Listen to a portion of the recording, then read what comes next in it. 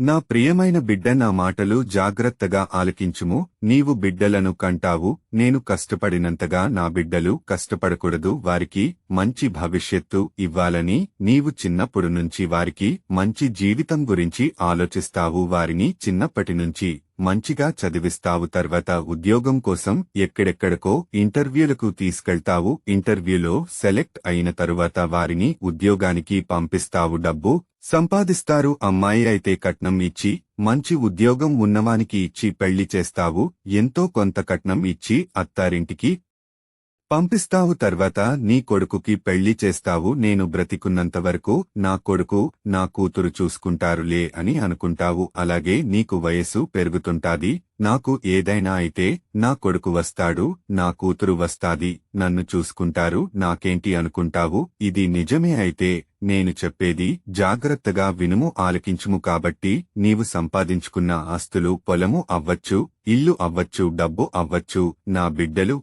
నన్ను చూస్తారని అంతా వాళ్లకే అప్పచెప్పేస్తావేమో, రాసి ఇచ్చేస్తావేమో. జాగ్రత్త సుమా. అన్ని ఇచ్చేసిన తరువాత నీ బిడ్డలు మంచి వచ్చిన చెడ్డ వచ్చినా అనారోగ్య వచ్చినా అన్ని వాళ్లకు రాసి ఇచ్చేశాను కదా, ఎందుకు చూడరులే అనుకుంటావు. చూడకపోతే ఊరుకుంటానా అంటావు. అంతే, నీవు ఏమి చేయలేవు. ఎందుకంటే నేను నిన్ను సృష్టించాను కదా, నాకు అన్నీ తెలుసు. మానవుని జీవిత రహస్యము నాకు బాగా తెలుసు. మానవుడు నమ్మించి మోసం చేస్తాడని నాకు తెలుసు. ఆలోచనలు మారిపోతాయి, జ్ఞాపకాలు మారిపోతాయి, అన్నీ మారు అయిపోతాయి. అందుకని నీకు ముందుగా గుర్తు చేస్తున్నాను, జ్ఞాపకపరుస్తున్నాను. జాగ్రత్తగా ఉంటావని, సిద్ధపడతావని. నా మాటలు విన్న తర్వాత నీ బిడ్డలకు ఆస్తులను నీ రాసి ఇచ్చేవద్దు సుమా. నీవు కొంత డబ్బు దాచిపెట్టుకో. పొలము ఉంటే నీ పేరున కొంత ఉంచుకో. అప్పుడు నీవు ముసలప్రాయములో నీ దగ్గర డబ్బు, పొలము, ఆస్తి ఉందని నీ కొడుకు అయినా నీ కూతురైనా నిన్ను చూస్తారు. అర్థమైందా? ఏమీ లేకుండా అంతా రాసి ఇచ్చేస్తే నిన్ను ఇంటి నుండి బయటికి గెంటివేస్తారు. నీవు నీ మట్టుకు కొంత జాగ్రత్త పెట్టుకుంటే నీ దగ్గర డబ్బు, ఆస్తి చూసి నీవు చనిపోయే అంతవరకు నీకు సేవలు చేస్తారు. ఎందుకు? నీ ఆస్తి